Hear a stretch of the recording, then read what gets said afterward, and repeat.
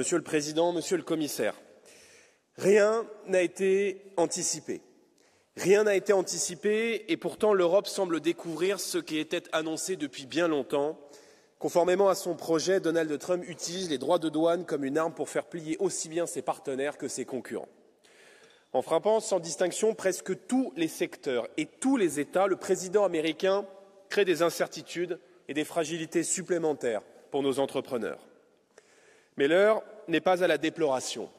L'heure est à la riposte, à la réponse et à la défense de nos intérêts économiques. À court terme, il est dans notre bon droit de riposter par des droits de douane gradués, qui seront un moyen de pression pour négocier et obtenir un retour à la normale. L'Europe est un marché de 450 millions de consommateurs et il serait incompréhensible qu'elle reste les bras ballants. Mais la véritable riposte consiste en une rupture claire, avec au moins 3 décennies d'errance, une rupture avec les choix de la Commission européenne.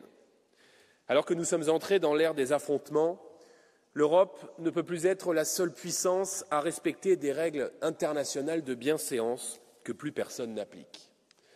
Face à la concurrence féroce des puissances, et notamment des puissances émergentes, dans l'adversité d'un monde plus dur et plus incertain, je vous en conjure, réveillez-vous. Réveillez-vous ou bien notre agriculture disparaîtra. Réveillez-vous ou bien notre industrie automobile mettra la clé sous la porte.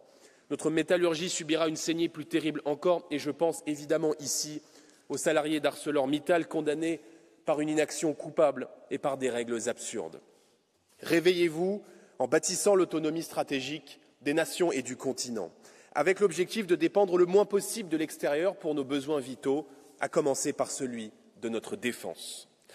Toutes les règles contraignantes du pacte vert, inspirées par l'écologie punitive, doivent être levées pour permettre à nos entreprises et à nos agriculteurs notamment de produire sans entrave.